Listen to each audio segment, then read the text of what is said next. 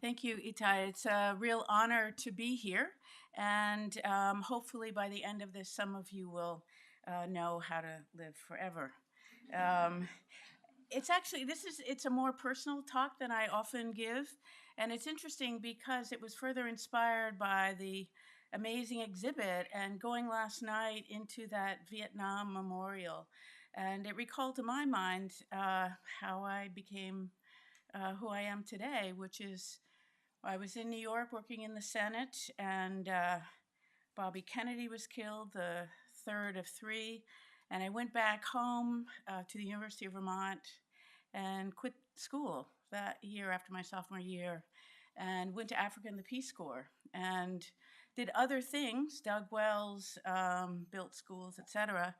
And everything I read about African art as I was just in that moment was awful. It was biased, it was pejorative, it was factually non existent. And at that point, I decided I really wanted to dedicate my life to African art and correcting that wrong. So if I cry in the middle of this, I guess it's why.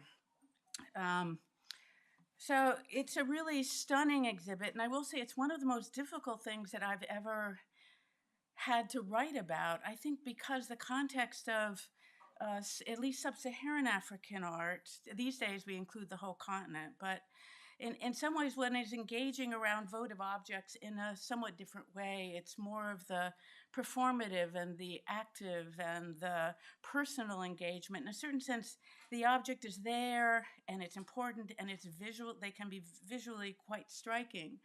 But in some ways, it's more the personal engagement that really matters in things, whether one is talking about Congo and Kisi, and I'm always curious about the impact of the early Christianization of the Congo area and figures of Christ and nails and how much that is um, uh, intersecting with what's happening locally, or Yoruba Ebeji, which I'll be talking a little bit more about. These are references, they're memorials to twins who die at no matter what age, but are then remembered through sculptural form. There are a number, so rather than the really extraordinary talk we heard this morning, which engaged all of Southwest Asia in a certain sense, there was no way I could do Africa. And so I went really, really small with the idea that it doesn't necessarily represent the whole, but it'll give us a close feel of at least one particular place.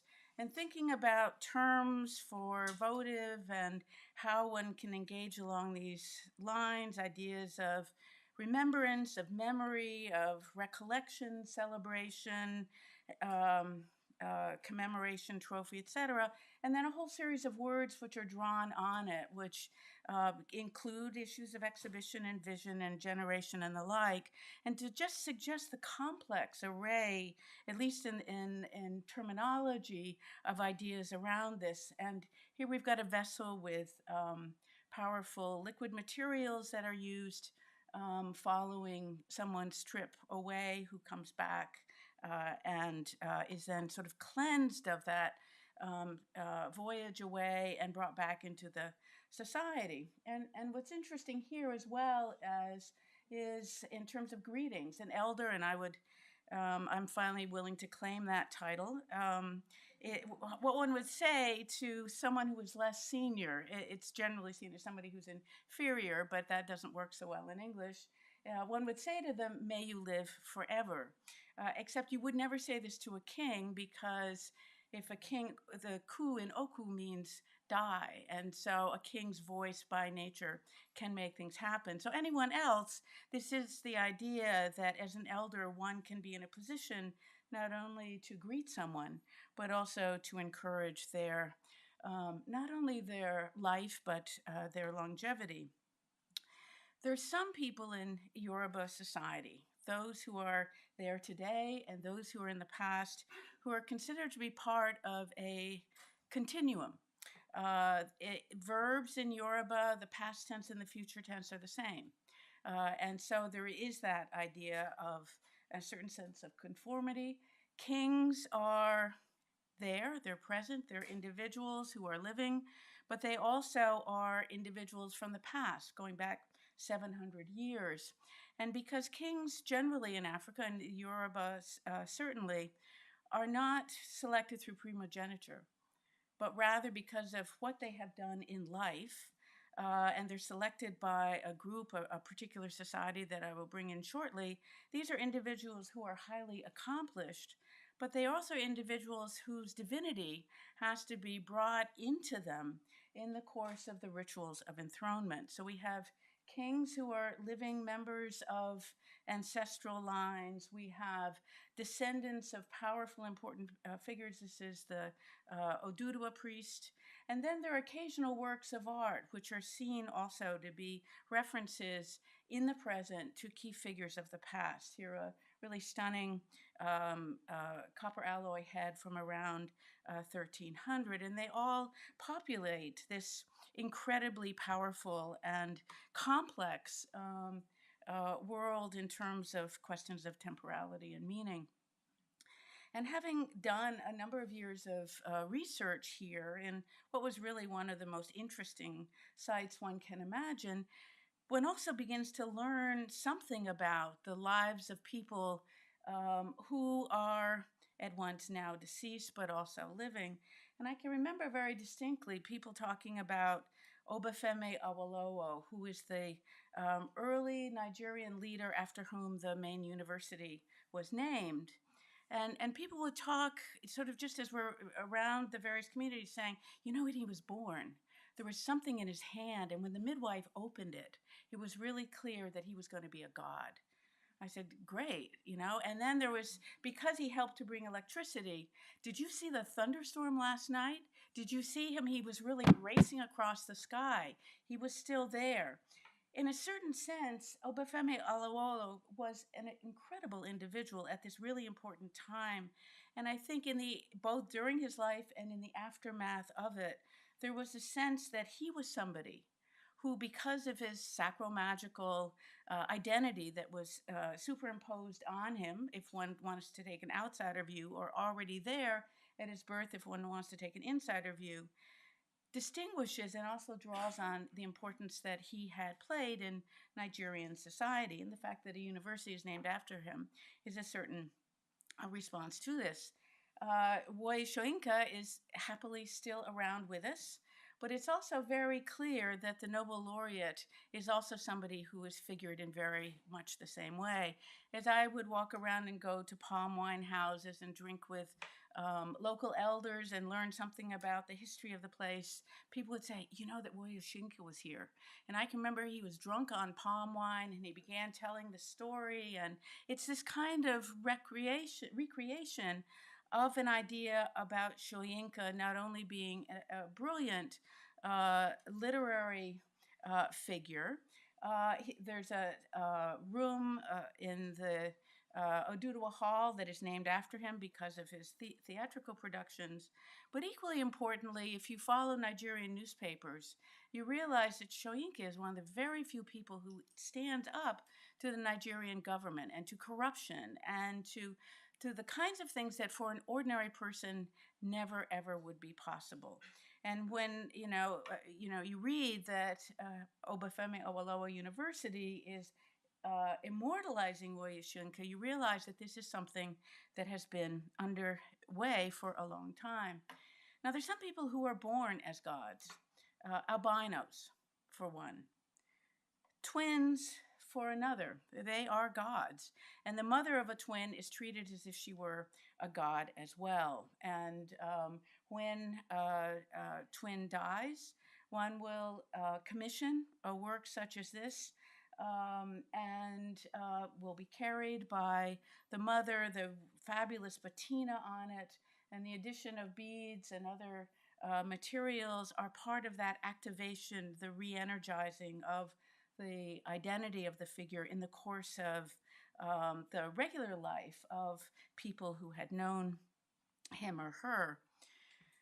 There are also an array of really important arts that go back to the medieval period, to the circa 1300 era. And one of the things that is said here is that kings and powerful people, people like Obafemi Awolowo or perhaps eventually Woye Soyinka, they never die. kings never die. They're still living. What happens to them is they're transformed into stone. And stone can mean many things. These happen to be granite. And this figure here, shown in different vantage points, represents one of the early autochthonous populations here, a hunter who faced a series of difficulties. He's shorn squat with a very large head, somewhat deformed, which is kind of consistent with this, in contrast to one of his priests or servants who's shown to be of natural proportions. But this idea that someone who is important never really dies, but simply is transferred into another medium, I think is key, kind of a skeomorph of sorts. And one can go to the same shrine area, the same grove, and witness these ceremonies. These are women who had participated in it. In the 1950s, most of the art objects were brought into the Palace Museum for safekeeping, but there's still some here.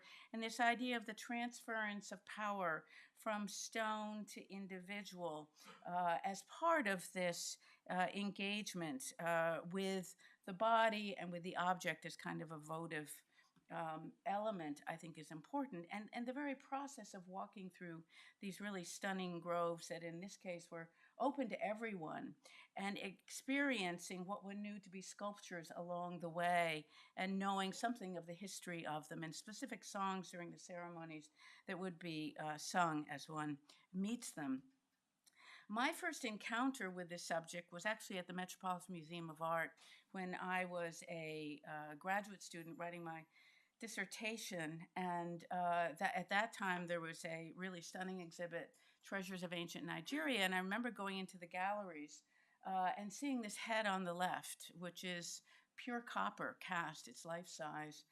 And I was stunned by its beauty, but I was even more stunned by its label. It said King Obalufon, 12th century to 15th century. And I said, oh my God, here's someone with a name and a date. A confession. I love African art, and I always did, but it was really great in the old days because there was not a single name for an artist and not a single date, other than 19th to 20th century, and we have happily changed that.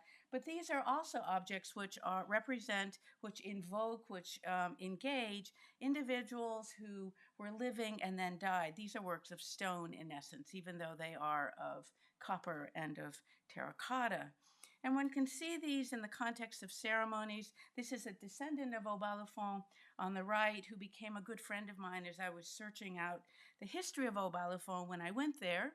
He studied architecture at Columbia University up the street, and he was called back in his early 50s and is now a king and an absolutely extraordinary individual.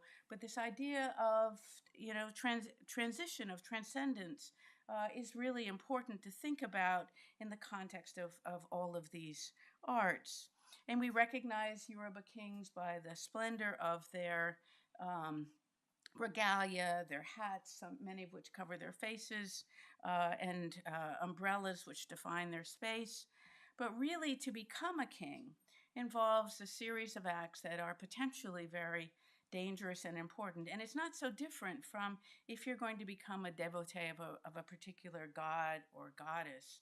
And you go through a series of multi-month long processes in which the gods are actually brought right into the center of one's cranium, into the heart of it, and then embody one as a living being. So it's not so much that one goes out to meet the gods, but that one brings the gods into one. And I say this is also the kind of thing that is happening with priestesses of these various deities.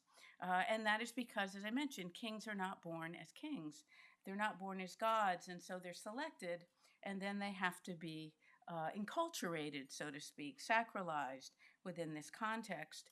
And it's not unlike some contexts of divinity, even of living divine figures, that one could do everything with one's power. Indeed, much of Africa outside of the Nile is pretty averse to this. And one can see this very clearly in the stunning Yoruba beaded crowns that will be worn historically only one time a year when the king went into public. but fashioned and secured into the height of the crown are an array of materials that are themselves sacrosanct and that really define that idea of the God coming into the human. And the one thing you must never do as a king is look into that crown. Indeed, if you are a horrible king, and if those who have decided to um, select you as the ruler from a group of families who have the right to name candidates to it, this is the Ogboni Society, and these are their objects of power drawn from the earth, they can simply go to an individual and say, king, in ritual terms, okay, it's now time for you to look inside your crown. And that basically means your reign is over. In essence, you will leave the city state and you will commit suicide or something equivalent to it. So it is this kind of cooperation, a kind of mirroring, a kind of co-joining of elements within this sacralization of the individual that makes the individual both a votive offering and the subject of related engagement. And here we've got another example of this. This is a court messenger named Lajua who is identified today as having preserved the throne for the rightful owner against the odds of those who were in the court who did not want him to do this. He was killed. And as a matter of fact, these are the current court messengers who are seated on an earthen bench, just a block of earth covered with cement, and his body is inside of it. So, in a certain sense, that idea that he is still living, they every day as they're seated atop him are remembering and are engaging with the importance of carrying out one's duties and following basically what one is supposed to be doing. And here is another work, terracotta, but in stone, in metaphoric terms that indicate that he is in essence still also among us. This was kept with a copper head of Obalufon. And there are other examples of this. There was a warrior and a healer, and these are wrapped and draped and put their own crowns on, and the whole importance of caring for a living ancestor. What's interesting, and this will go to Itai in key respects, is today, I think books are votive offerings. The Oni of Ife came to the US. I go back quite frequently, but he was here, and my book had just and showed it to him, and then the court photographer took photographs of it. And I found out later that it was a subject of a huge debate in the palace. I mean, there were people who were opposing it, there were people who were supporting it. I wanted to historicize the kingdom, and there were others who wanted to focus on historic Yoruba as if it were still today. So it was a subject of a fair amount of discussion, in part because I was featuring this one early ruler, Obalufon, in it. And last year I was invited back and given a chieftaincy, in part, I think, because of this idea that today the book represents, in some ways, this kind of similar type of engagement of commemoration. And I think that's, in a certain sense, true of all of us. The deeds, the hard work, the sacrifice that one puts into doing work of this sort. There's also an intermediary aspect, and this is the last part that I want to emphasize on, through divination, to find out in many respects for all of us what are the pathways forward, what kinds of things may stand in one's way, and how one is linked to particular members of the past, families, dynasties, as well as to the various gods, Ifa divination. And there's some 356 different signs, and it's a really masterful set of knowledge that one has to learn for this. And it is out of this as well that the specific sacrifices or offerings are determined. Each of the gods, each of the 356 different odu or signs of this is identified with a different set of offerings, and they are very, very specific. And in a certain sense, while vessels such as this, which are used in divination, are important as visual objects, getting exactly right what is needed within the Ifa divination is far more important. If you're asked for a red cock, you simply do not bring a black chicken. And we could, if it's a root of a certain tree, you don't want to bring another tree. All of these elements are important and take one on, in a certain sense, the same kind of journey process as when one is visiting the objects in the shrine. For many, once a year, there is this important ceremony, series of ceremonies when one makes offerings into what is, in a certain sense, one of the most important kinds of votive features, which is simply a hole in the ground, which is a kind of funnel that takes things to the world of those who were here before. Holes as containers, sometimes they are identified with more kinds of elaboration, whether it's pavements around them or specific vessels.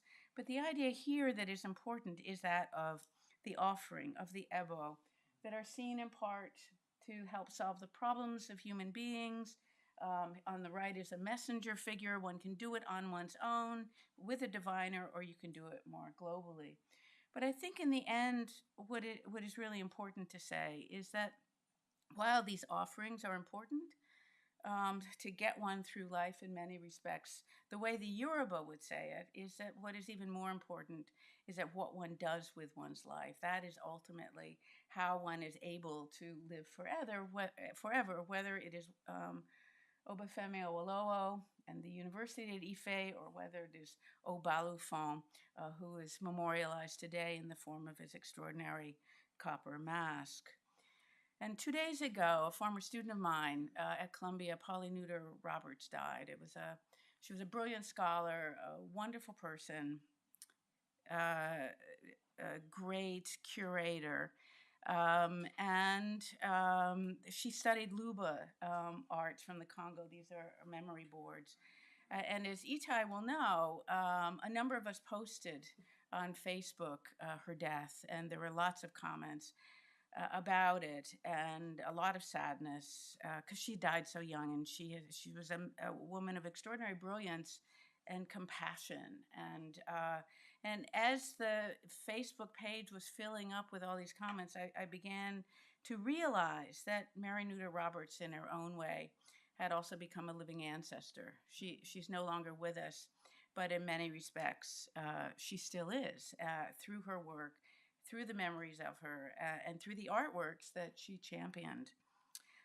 So my last note, may you live forever. And thank you so much for this wonderful exhibit.